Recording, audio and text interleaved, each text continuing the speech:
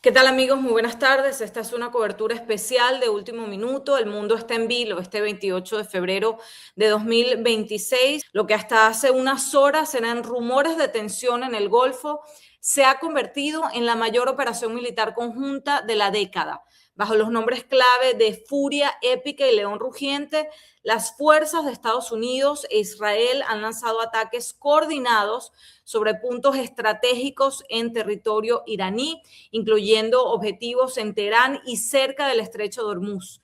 La Casa Blanca y el presidente Trump ya han confirmado esta ofensiva, mientras que desde Irán ya se reportan represalias contra bases estadounidenses en Qatar y Bahrein. Nos preguntamos entonces, ¿estamos ante el inicio de un conflicto regional sin precedentes o se trata de una medida de presión extrema que busca un nuevo orden en Medio Oriente y un cambio de régimen en Irán? Y para analizar este escenario de alta volatilidad nos acompaña hoy el profesor Víctor Mijares. Él es especialista en seguridad internacional, en relaciones de geopolítica. Gracias, profesor, por estar con nosotros en este momento tan crítico. Nos despertamos con esa gran noticia del mundo y la pregunta que nos hacemos es, ¿por qué ocurre esto hoy? ¿Qué rompió la diplomacia en estas últimas 48 horas? Pues está ocurriendo, María Alesia, entre otras cosas, porque estaban preparándolo. Es decir, aquí había una serie de movimientos en donde incluso el mismo Gerald Ford, ¿verdad?, que estaba frente a Venezuela, fue desplazado, generando un montón de comentarios que no vienen a caso porque claramente no se estaba evaluando que Estados Unidos tiene una única fuerza que actúa en todo el mundo y esos buques se mueven, y lo hemos dicho, incluso lo hemos conversado aquí contigo, que esos buques se mueven y el Gerald Ford, digamos, fue a reforzar la presencia en el Golfo Pérsico y estaba claro que había un interés en crear un cambio político. No sabemos si efectivamente es una transición, aunque el mensaje del presidente Trump parece indicar que sí va efectivamente Uh -huh. a proponer una transición. Le ha dicho a los iraníes, a la población iraní, que tengan mucho cuidado porque iba a haber mucha violencia, mucha fuerza, muchas bombas cayendo, pero que el gobierno iba a ceder, que el gobierno iba a caer y que era la responsabilidad de los iraníes que durante tanto tiempo habían pedido esta ayuda, tomar el gobierno y asumirlo. Es decir, estamos hablando entonces de una operación que es cualitativamente distinta, aunque se parezca, por supuesto, todo el madrugonazo, Uh -huh. la sorpresa, pero es una operación distinta al del caso venezolano, aunque quizás con resultados similares, que es nuevamente, digamos, buscar establecer regímenes aliados a los Estados Unidos, no solamente en las Américas, sino en países claves como Irán. Sí, yo creo que el mensaje de Trump tiene muchísimas claves. No sé si pudiste verlo completo, pero da muchísimas claves de lo que es esto. Por un lado, asegura que es contra la amenaza nuclear, pero por otro, reconoce que quieren un cambio de régimen, ¿no?, en Irán.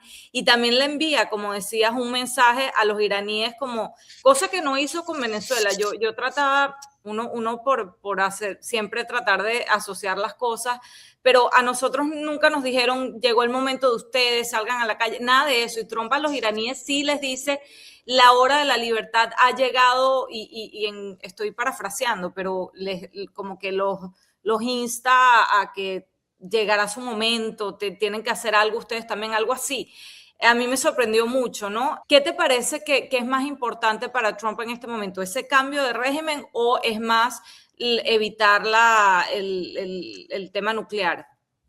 A ver, con los bombardeos del año pasado, Uh con -huh. aquella operación de martillo de medianoche, ¿verdad? Sí. Lo que se había logrado era no destruir por completo, pero sí retrasar durante, digamos, por años el programa nuclear iraní. Actualmente lo que se quería hacer, y era una demanda de Israel que luego fue asumida plenamente por los Estados Unidos, era la siguiente: es decir, ya no tienen capacidad de desarrollo nuclear, al menos en el corto mediano plazo, sino que se los llevamos a largo plazo nuevamente, digamos, demoramos mucho más su programa nuclear, pero tiene un programa misilístico que es muy peligroso. ¿De acuerdo? Ese programa misilístico, la solicitud de Israel, la demanda de Israel era que Irán no tuviese misiles de alcance mayor a 300 kilómetros. Eso no es nada en comparación, digamos, en comparación con los misiles que ha desarrollado Irán en las últimas décadas y que además ha sido parte también del desarrollo misilístico en cooperación con Corea del Norte, por ejemplo, o incluso se presume que con Rusia. Entonces era dejarlo sin armas nucleares y sin misiles como para que no sea una amenaza.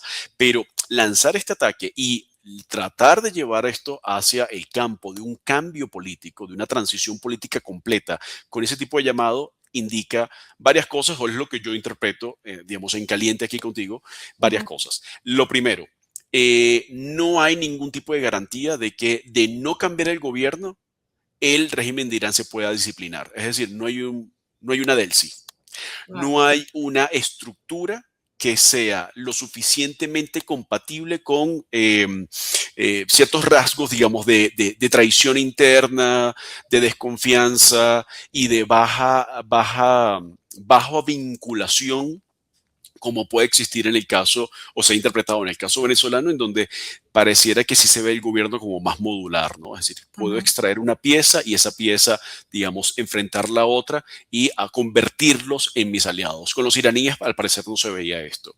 Adicionalmente a esto, Irán tiene un poder económico y militar muy superior al de Venezuela, ¿de acuerdo? Y en ese sentido, pues no se pueden jugar con la posibilidad de que efectivamente Irán pueda, digamos, resurgir y que la venganza iraní pueda ser, pues, efectivamente mucho más contundente que las capacidades militares y económicas de una Venezuela que está muy, muy minada porque el propio chavismo, pues, destruyó esas capacidades y porque nunca ha tenido esa fuerza militar de la que tanto se ha hablado. Y lo siguiente sería un factor más bien geográfico y tiene que ver con el hecho de que la inestabilidad de Irán es mucho menos peligrosa para los Estados Unidos de forma inmediata que la inestabilidad de Venezuela, razón por la cual se pueden jugar a fondo con un cambio político que en Venezuela tiene mucho temor a que esto pueda afectar a los Estados Unidos, pero también que pueda generar una afectación hemisférica, es decir, están jugando en casa y por lo tanto desarmar el modelo en casa es mucho más delicado que desarmar un modelo en Eurasia, en donde creo yo que plantean también unas condiciones completamente distintas. Y voy a agregar una cuarta condición que tiene que ver con el aliado. Es que es muy importante el interés de Israel e Ujú. incluso entre líneas los intereses de países como Arabia Saudita, que ya emitió un comunicado diciendo que apoyaba la operación. Es decir, hay una presión distinta. En el caso de Venezuela no teníamos, no sé, una Colombia, un México o un Brasil diciendo, sí, vamos a apoyar todo esto de antemano, vamos con todo para un cambio político. Entonces se tenía que actuar distinto. Allá, al parecer, hay más intereses, más allá de los Estados Unidos, por destruir este régimen. Sí, no, sin duda es una situación y que parece muchísimo más compleja, ¿no?, que la de Venezuela. Ahora, ¿crees que era una medida inevitable que tendría que tomarse tarde o temprano por la amenaza que representa Irán para Occidente? ¿Cómo lo ves? Pues inevitable no era, porque de hecho el propio Trump dice, esto se lo han pedido a muchos presidentes de los Estados Unidos y ninguno ha cumplido. Ujú. ¿De acuerdo? Entonces, no era inevitable. Creo que Estados Unidos podía vivir con un Irán, digamos, más o menos amenazante, sobre todo luego de de la operación que lo dejó en una situación bastante deplorable a su programa nuclear. Sin embargo, creo que aquí está primando también un poquito la solicitud de aliados, la necesidad de tener una posición mucho más sólida en Eurasia. Es decir, aquí hablando más de geopolítica, hay tres actores que son claves en el dominio de Eurasia, sobre todo en el frente más asiático de la gran masa continental eurasiática, que son Rusia, China e Irán. De los Ujú. tres actores, solamente el único actor accesible como para poder generar un cambio de régimen y que no tiene armas nucleares y que pueda generar además una situación favorable para los Estados Unidos es Irán. Es imposible estar pensando en este momento o bastante improbable pensar en un cambio político en Rusia o en China, pero Irán estaba a la mano. y creo que en este caso los Estados Unidos, si efectivamente quiere concentrarse un poco más en las Américas, necesita tener más aliados en la región de Oriente Medio, necesita más aliados en Asia Central, más aliados en Eurasia, pero que tomen, digamos, la responsabilidad por su propia mano, ¿de acuerdo?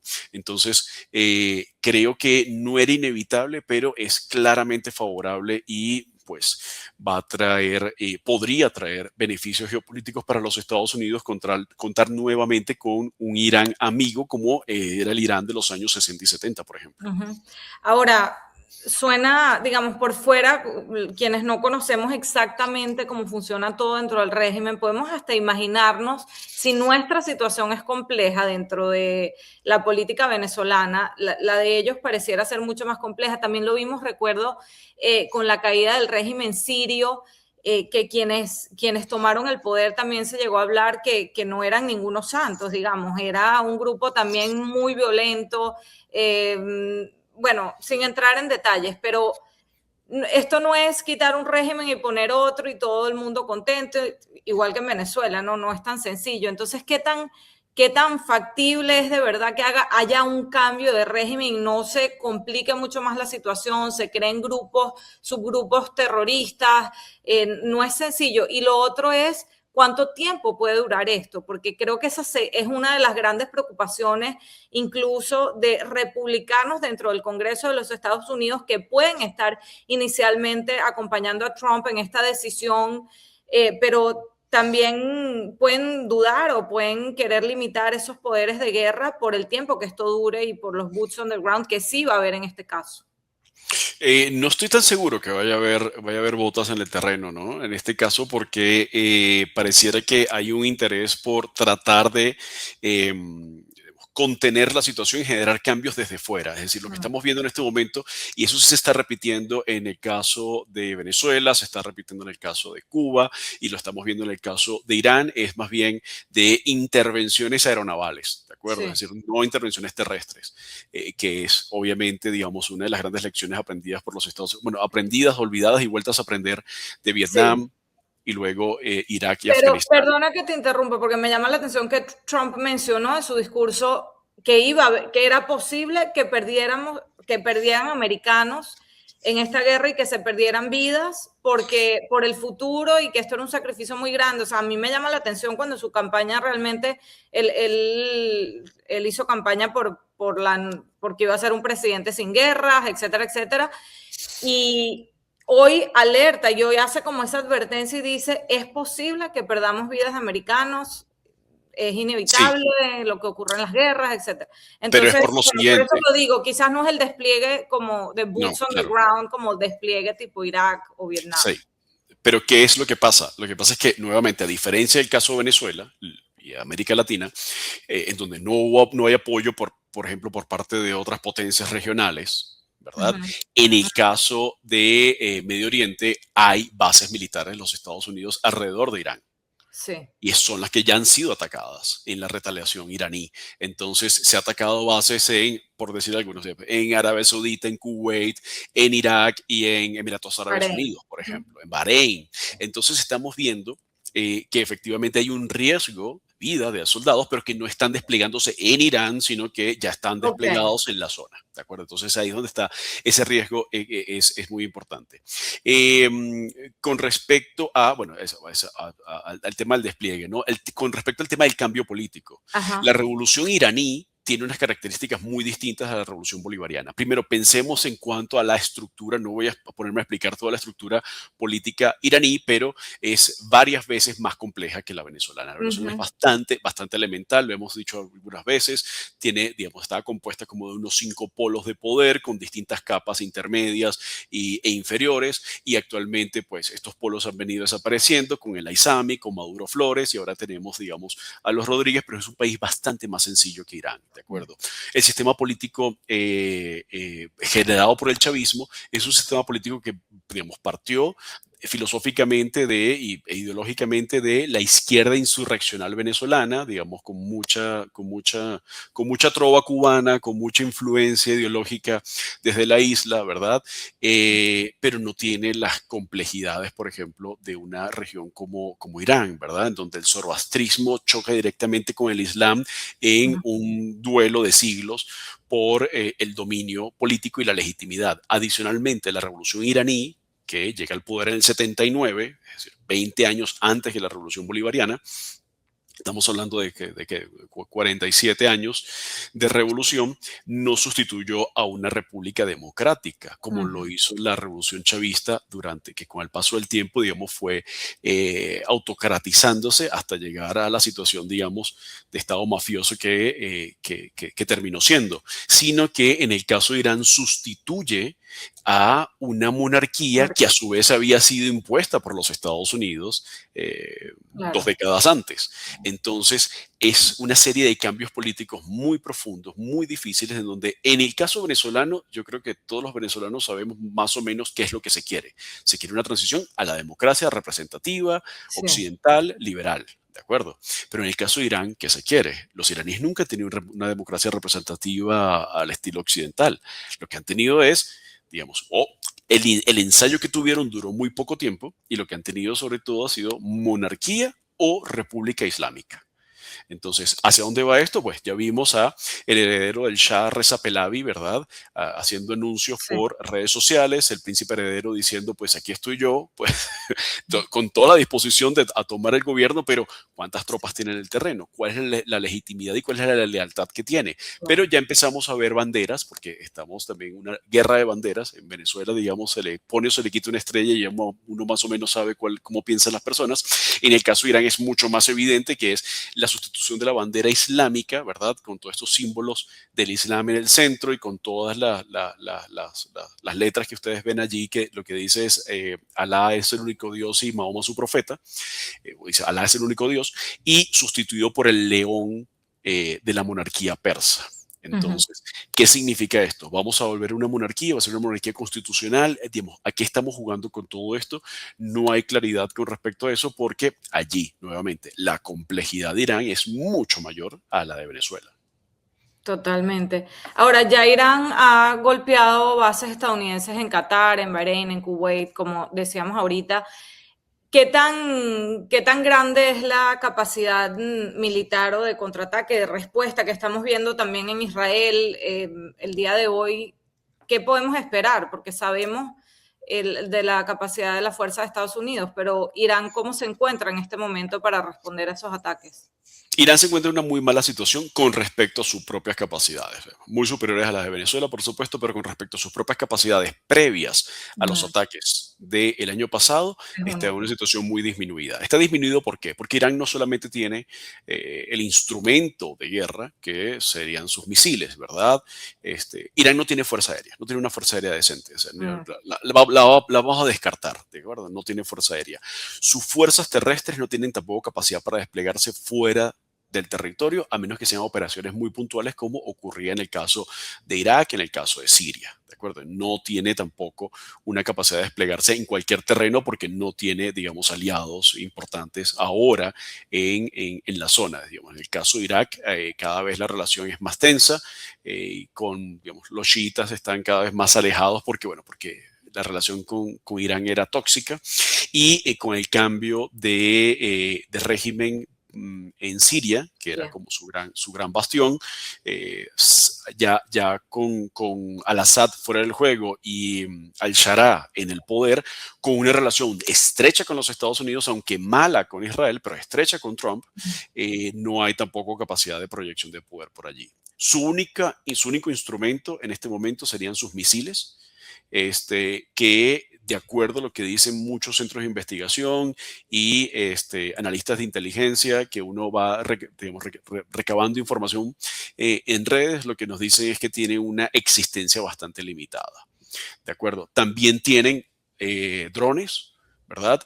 Parte de esos drones terminaron en Venezuela, pero sobre todo muchos de ellos han sido vendidos a Rusia y han sido utilizados en la guerra contra Ucrania. pero esa existencia también podría estar en sus mínimos, y tiene lanchas rápidas misilísticas que despliega en el Golfo Pérsico. 9 de esas lanchas fueron vendidas a Venezuela, nadie sabe exactamente dónde están y nunca las usaron, por cierto. No. Pero esas lanchas misilísticas podrían ser un peligro, pero al parecer ya podrían estar neutralizadas porque la capacidad, digamos, de detección de los Estados Unidos es muy superior, y con lo cual, digamos, su capacidad convencional estaría absolutamente limitada en este momento, atacando a esos puntos que ya Trump está advirtiendo porque efectivamente ahí pueden hacer mucho daño. La verdadera arma de Irán estaba en sus proxies, ¿de Mm. acuerdo? En esos Hezbollah. actores, Hezbollah, en menor medida Hamas y los hutíes, pero Hezbollah fue, digamos, diezmada como organización a partir de la operación de los pagers, de los buscapersonas, ¿verdad? Y Ujú. de los walkie-talkie. Entonces, quedaron en una situación bastante disminuida, no tienen mucha capacidad operativa en este momento y, por supuesto, con la pérdida de Siria y con cambios políticos en el Líbano y cada vez, digamos, esos ataques por parte del Mossad, pero también de las fuerzas militares israelíes están disminuidas. Jamás está apenas tratando de reconstruirse luego de la ocupación de Gaza por parte de Israel. Tampoco está en una capacidad, digamos, en una posición para ejercer violencia como la ejerció, digamos, hace algunos años con su espectacular ataque del 7 de octubre. Y en el caso de los hutíes, están en su propia guerra civil y han recibido también muchísimos ataques misilísticos por parte de la Armada de los Estados Unidos y del Reino Unido y, por supuesto, de Israel. Entonces, tampoco tiene proxies importantes y aliados en otras partes del mundo que puedan, digamos, magnificar un poco la voz diplomática de Irán, pues no sé si tú has visto, pero yo creo que del lado venezolano no hay ningún tipo de opinión al respecto de lo que está pasando. El gobierno actual, el régimen actual de Venezuela, el gobierno interino de facto no Sí. está en condiciones de hacer esto, Cuba tampoco. Lo que hemos visto más bien son como advertencias por parte de otros países, el caso de China, el caso Ajá. de Yo te iba a Rusia, preguntar, Rusia y muy China, ¿qué limitado, tienen sus y el caso de intereses Francia. estratégicos en Irán? Perdón, sí, Rusia y en el China, ¿qué movimientos sí. podemos esperar de ellos en las próximas horas por estos Yo ataques? no descartaría, pero veo muy poco probable, Ok. sinceramente, que haya algún tipo de movimiento de carácter militar. Nuevamente, estamos ante la misma situación, en este caso, aunque mucho más cerca de sus áreas de influencia, pero es una situación similar al caso venezolano. Es decir, Sí, Rusia sigue estando empeñada en su propia guerra. sí. Esto es un golpe importante para Rusia porque Rusia ha dependido en buena medida de los drones suicidas iraníes, era su Mm. gran proveedor de drones, y en este momento, pues, si Irán termina por caer o incluso sin caer, pero con una destrucción de su arsenal, pues estaría Rusia en una situación en la cual pues pierde un arma muy importante frente a Ucrania. ¿De acuerdo? Entonces, Por, ahí hay un factor importante, ¿sí? por todo esto que mencionas, pareciera ser la circunstancia perfecta, ¿no? Para que ocurrieran estos ataques, porque ver Claro. las capacidades militares de Irán reducidas, Rusia sumida en su propia guerra, las protestas en la calle de Irán que han matado a decenas de miles de iraníes peleando por su libertad, pareciera que, bueno, es el momento perfecto y se creó como Y este caldo de cultivo perfecto para que este ataque se diera. sí, y adicionalmente a eso, justo después del discurso del Estado de la Unión, en donde Ujú. pues ha tenido una buena recepción por parte de la opinión pública de los Estados Unidos, lo que dicen los primeros estudios de opinión, dicen que pues la mayoría considera que el país va por buen camino con Trump, Ujú. aunque eso todavía no se ha traducido, digamos, en intención de voto en las midterms, pero antes de las midterms que pues podría pasar cosas, Sí. digamos, contrarias a los intereses de Trump. Entonces sí, hay un montón, digamos, esta es una ventana de oportunidad que se da y el ataque va directamente orientado hacia eso. Y por parte de China, China tiene proveedores, tiene múltiples proveedores de petróleo, pero está perdiendo algunos proveedores, es decir, proveedores de petróleo sancionado que son muy importantes para China eran Rusia, Irán y Venezuela. En el Ujú. caso de Venezuela, seguramente sigue llegando petróleo venezolano a China, pero llega a precio de mercado. no llega con descuentos que pueden ir desde el 25 al 60% de descuento. Entonces, era un descuento muy importante, muy jugoso que China aprovechó. Eso se perdió. Ahora le quedaba el petróleo iraní y ruso y posiblemente el petróleo iraní, porque además se plantea la posibilidad de que haya habido ataques sobre infraestructura energética iraní, con lo cual podría disminuirse su capacidad de producción y de exportación de petróleo en los próximos días, semanas y meses.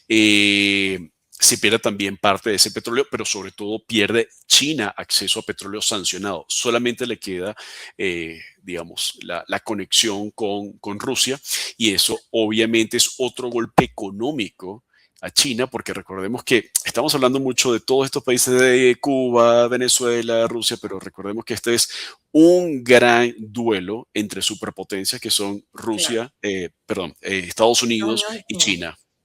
Exacto, ese es como el macroplan que creo que está en la cabeza de Trump y de Marco Rubio. Ellos han Exactamente, hablado muchas veces de este macroplan a futuro, ¿no? Al final claro. todo es esa pelea con China por el poder. Y justamente ahora que hablas del tema económico, el precio del petróleo, por supuesto, con este bombardeo, pareciera que está reaccionando al alza, está subiendo, los mercados bajando estrepitosamente también. ¿Cuáles serán las consecuencias económicas de esto? Vamos a ver una gasolina carísima ahora en todos lados. Venezuela puede beneficiarse de esta situación también. Podemos empezar a cobrar incluso más importancia de lo que nos estaba dando ahora Estados Unidos, ese interés de que las empresas petroleras entren. ¿Cómo lo ves? Sí, lo que veo es, en materia de precios del petróleo y precios de los combustibles, no veo, más allá de shocks de corto plazo, no veo realmente una crisis energética a Ok. portas, ¿de acuerdo? Es decir, a diferencia de lo que ocurría en décadas anteriores, pues Ujú. hoy en día en realidad el petróleo es súper abundante, hay muchísimas fuentes y productoras de petróleo. Inadvertidamente en las últimas décadas, por ejemplo, la mayor parte de los países de la OPEP, por mencionar, digamos, el cártel más grande del petróleo, de la mayor parte de los países de la OPEP dejaron de ser países del Medio Oriente y son países africanos realmente. Entonces, en realidad, el centro de la geopolítica del petróleo sigue siendo, por supuesto, el Medio Oriente, pero se ha desplazado parte de ese centro hacia África. Estamos ahora con una reinserción energética de Venezuela, que creo, Ujú. y que eso te respondo a otra de tus preguntas, creo que sí, esto genera pues una importancia significativa mayor de Venezuela y mayor interés, por lo tanto, de que la actividad petrolera en Venezuela se reactive y se reactive bajo lo que ha dicho en su reunión con CARICOM el secretario Rubio, es decir, Ujú. se tiene que reactivar y para eso se necesita estabilidad y legitimidad, con lo cual yo creo que esto podría ser otro incentivo para elecciones libres en Venezuela en algún momento y mayor ingreso económico en el plan, en la fase de recuperación del país. Entonces, creo que en ese sentido, pues podría ser beneficioso. Venezuela siempre se ha beneficiado de las crisis en Medio Oriente. Eh, y en cuanto a estos shocks, digamos, energéticos, como te decía, creo que no hay un margen tan amplio como para esperar que esto efectivamente se convierta en un golpe para la economía mundial. Y esto, al parecer, está, digamos, bastante calculado. Recuerda que creo que fue ayer mismo que en Corpus Christi, en Texas, Ujú. frente a una serie, Sí, digamos, de empresarios, de población, digamos, y de seguidores, presentó un buque con petróleo venezolano, habló así es. acerca de la necesidad y de cómo estaban haciendo muy buenos negocios y cómo la energía estaba en condiciones de seguridad energética. No había una sola gota de petróleo iraní que llegara a los Estados Unidos, ¿verdad? Entonces, en ese sentido, no les afecta directamente. Insisto, aquí el gran damnificado va a ser China. Sí, y no puedo dejar de preguntarte por Europa, porque vemos un tuit de Pedro Sánchez en el que dice: rechazamos la acción militar unilateral de Estados Unidos e Israel, que supone una escalada y contribuye a un orden internacional más incierto y hostil. Y precisamente David Alandete, periodista de ABC, español en la Casa Blanca, él comenta, dice: la mayoría de los socios de Estados Unidos han apoyado a Trump en la decisión, o al menos han citado los avances nucleares del régimen iraní como forma de decir que, aunque no lo apoyan, comparten el fin.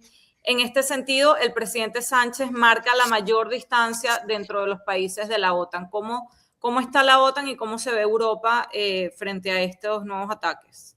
Pues esto, desde el punto de vista de los Estados Unidos, no se ve como un asunto que sea necesariamente de importancia o de interés para la OTAN. Esto lo Mm. ven más en el marco de sus relaciones bilaterales en Medio Oriente, muy especialmente con Israel, por Israel. supuesto, con Arabia Saudita y con otros países árabes del Golfo. Entonces aquí no hay ningún tipo, ni los Estados Unidos tienen interés en involucrar a la OTAN en La todo OTAN. esto. Quien ha participado en todo esto y que ha sido, digamos, en algún momento parecía ser una piedra en el zapato, fue el Reino Unido, ¿verdad? Incluso en algún momento se pensó en que no se iba a permitir el uso de bases del Reino Unido en el Océano Índico, como la base de Diego García, por ejemplo, que es tan importante para esto.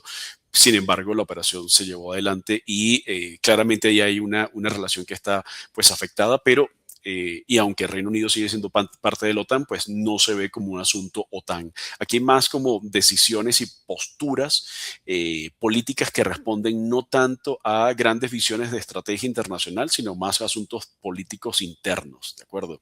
En Mm. el caso de Macron, tiene una población islámica, musulmana, enorme en Sí. Francia. Entonces no puede, digamos, claramente manifestarse. Tendrá también algunas diferencias con respecto a Trump. Esas distancias han venido creciendo entre París y Washington, pero adicionalmente creo que tiene un problema muy serio de población islámica en su territorio, razón por la cual pues también tiene que ser muy cuidadoso cuando Claro, se está bombardeando la República Islámica por excelencia. Entonces, aunque claro. sean chiitas, aunque no sean exactamente, digamos, los sunitas que tienen su población, pero aquí hay un tema, digamos, de política interna. Y en el caso de Pedro Sánchez, pues, en todo caso, digamos, España tiene un lugar bastante marginal dentro de la OTAN y dentro de la seguridad de Occidente. Es el país que porcentualmente menos gasta En en defensa. defensa en el marco de la OTAN, pero adicionalmente la sostenibilidad y la gobernabilidad de Pedro Sánchez depende de sus alianzas con grupos de izquierda radical que tienen unos vínculos muy importantes ya detectados y probados con incluso regímenes como el ruso y el iraní. Entonces, en este sentido, pues Pedro Sánchez está hablando, sí, puede que en su corazón haya algo de verdad, digamos, de consonancia entre lo que dice y lo que piensa, pero creo que sobre todo esto responde a su necesidad, que es su gran obsesión, de mantenerse en el poder, digamos, a toda costa. Entonces, Totalmente de acuerdo. pues no lo veo como un asunto, digamos, de gran estrategia, sino más bien un asunto de pequeña política nacional. Claro, él sabe lo que le funciona y exacto, está empeñado en mantenerse en el poder, no importa con quién pacte o lo que eso implique, eso lo hemos visto dentro de la política española. Me llama la atención y sé que te gustan estos temas, por eso me gustaría preguntarte el tema de las capacidades de ciberseguridad del Mossad, porque estoy leyendo en X que aparentemente Israel hackeó el app de rezos de los iraníes y hay capturas de pantalla donde se ve con mensajes en vez de las oraciones que le llegaron a la gente esta madrugada, esta mañana.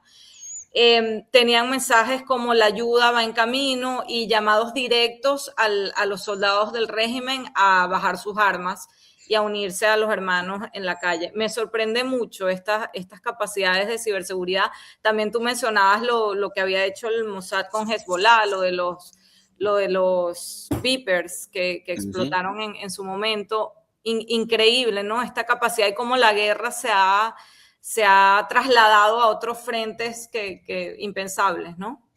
Sí, y en ese sentido, digamos, aunque no tengo información todavía acerca de eso que me estás diciendo Ajá. de la app de oraciones, también es importante decir lo siguiente, los servicios de inteligencia de todas partes del mundo, pero muy especialmente los servicios de inteligencia israelíes, se han Ujú. especializado mucho en este tipo de operaciones, de intervenir no solamente software, sino incluso hardware.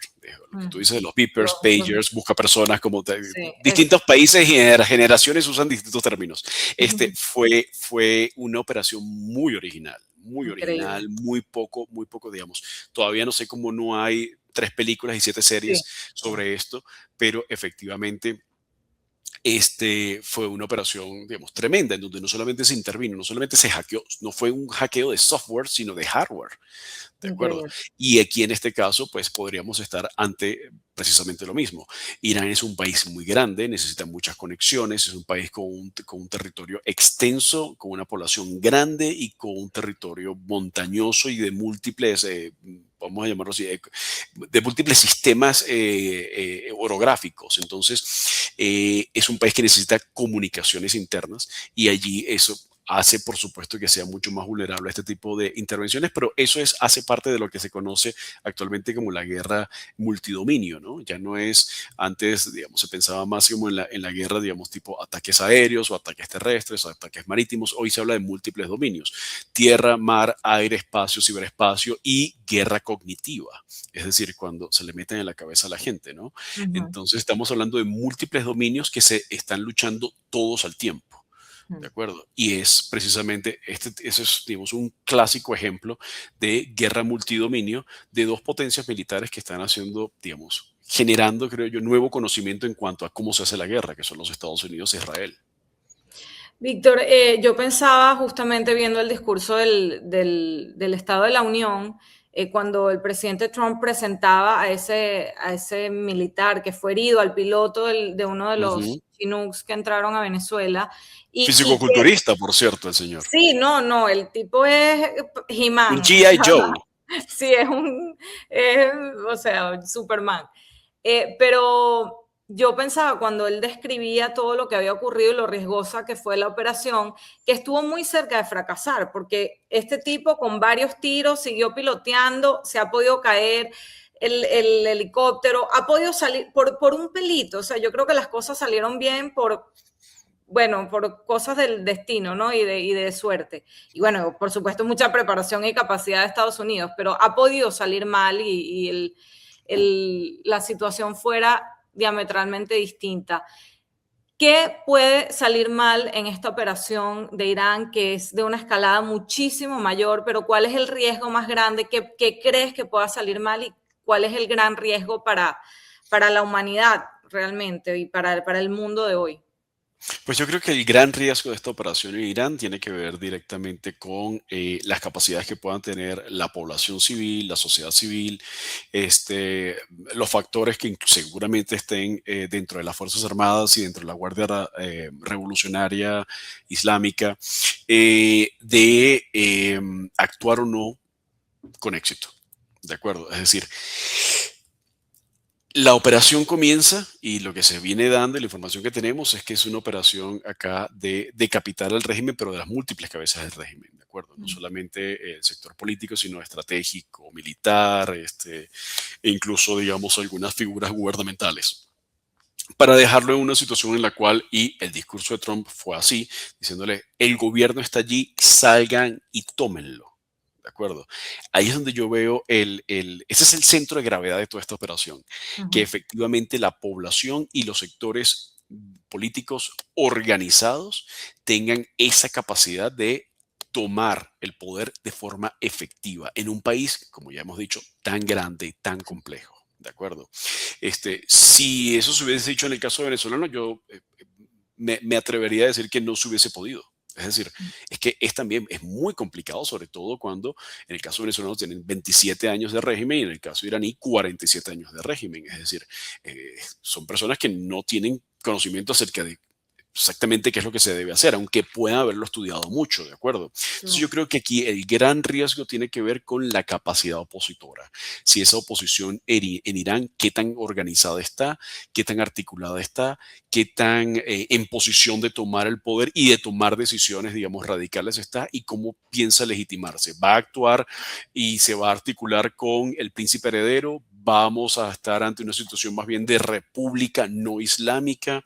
¿Cuántos de los factores que están actualmente en el poder que Trump les ha pedido que depongan las armas y que acepten y que van a ser amnistiados, efectivamente oirán ese mensaje? Entonces yo veo que aquí el problema no es tanto de capacidades militares, eso ya es evidente que son muy superiores, son de capacidades políticas, ya no tanto de los Estados Unidos o de Israel, sino capacidades políticas internas por parte de la oposición. Están realmente en posición de acudir al llamado de Trump de salir a las calles y tomar su gobierno, ahí es donde yo veo riesgos tremendos a esta operación. Gracias, Víctor. Yo creo que Estados Unidos tiene la capacidad de tener varios frentes abiertos, pero ya he visto este comentario en grupos familiares, en X, en todos lados, venezolanos preocupados de no, Trump se va a olvidar de nosotros, Marco Rubio, ya no nos van a parar con esta guerra en Medio Oriente. ¿Cómo ves tú eso? No, fíjate que yo lo interpreto completamente Yo opuesto también. a tu círculo de amigos y Yo también. familiares. ¿Por qué lo veo opuesto? Porque yo creo que, insisto, cuando uno ve esto en el marco de, digamos, grandes objetivos estratégicos, objetivos operacionales y objetivos tácticos, uno entiende que todo contribuye con todo. ¿A qué me refiero con esto? Hoy en día se está usando, pues, recursos de seguridad energética que provienen de Venezuela. Trump lo dijo, aumentamos en 600,000 barriles la producción de petróleo porque incorporaron petróleo venezolano. O sea, se está utilizando también esta garantía o un aumento en la garantía de seguridad energética que viene de Venezuela para esta operación. ¿De acuerdo? Entonces, la situación en Venezuela coopera para que esta operación sea viable, pero también ha venido cooperando para que sea viable el asedio económico a Cuba, el asedio energético a Cuba. Es decir, es que si el régimen de Venezuela estuviese en plena operatividad, pues Cuba tendría capacidades de sostenerse. ¿De Claro. acuerdo? Y esta operación en particular es una demostración de fuerza aún muy superior a la demostración de fuerza que se hizo en Caracas, Higuerote y otros objetivos militares en Venezuela para decir, aquí hay una, digamos, hay una puesta a tono por parte de las capacidades militares de los Estados Unidos que además pueden actuar muy rápidamente. Es decir, eh, sale el Gerald Ford y en pocos días ya está en el Golfo Pérsico Increíble.